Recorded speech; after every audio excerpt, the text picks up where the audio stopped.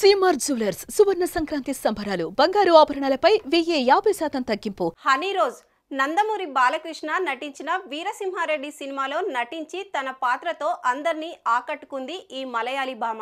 ఈ మూవీతో ఈ అమ్మడుకు ఆఫర్లు తన్నుకుంటూ వచ్చాయి. ప్రస్తుతం ఈ హీరోయిన్ వరుస సినిమాలతో తెగ బిజీగా ఉన్నట్లు సమాచారం. ఇదిలా ఉంటే ఈ హీరోయిన్ కూడా లైంగిక వేధింపులకు గురైనట్లుగా వార్తలు వినిపిస్తున్నాయి. ఇంతేకాదు స్వయంగా ఫేస్బుక్ లో ఓ పోస్ట్ పెట్టి తన బాధనంతా చెప్పుకొచ్చింది.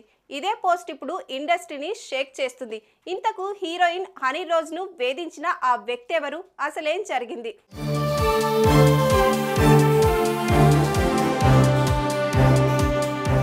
హీరోయిన్ హనీ రోజ్ కు ఓ వ్యక్తి నుంచి వేధింపులు ఎదుర్కొంది.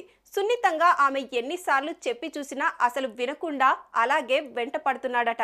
దీనికి తోడు సోషల్ మీడియాలో సైతం ఆమెపై కొందరు అసభ్యకరమైన పోస్టులు పెడుతున్నారని వాపోయింది. ఇంతేకాదు తాజాగా హనీ రోజ్ పోలీసులకు ఫిర్యాదు చేయడంతో దాదాపు 27 మందిపై కేసు కూడా నమోదైనట్లుగా తెలుస్తుంది. ఇదే అంశం ఇప్పుడు తీవ్ర కలకలంగా మారుతోంది.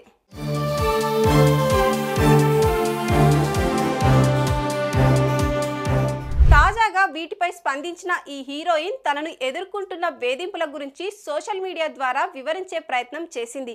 కేరళకు చెందిన ఓ బిజినెస్ మ్యాన్ తనను ఎక్కడకు వెళ్తే అక్కడకు వస్తూ తనను వేధిస్తూ లైంగిక వేధింపులకు గురి చేస్తున్నాడని ఆమె పోస్టులో పేర్కొంది.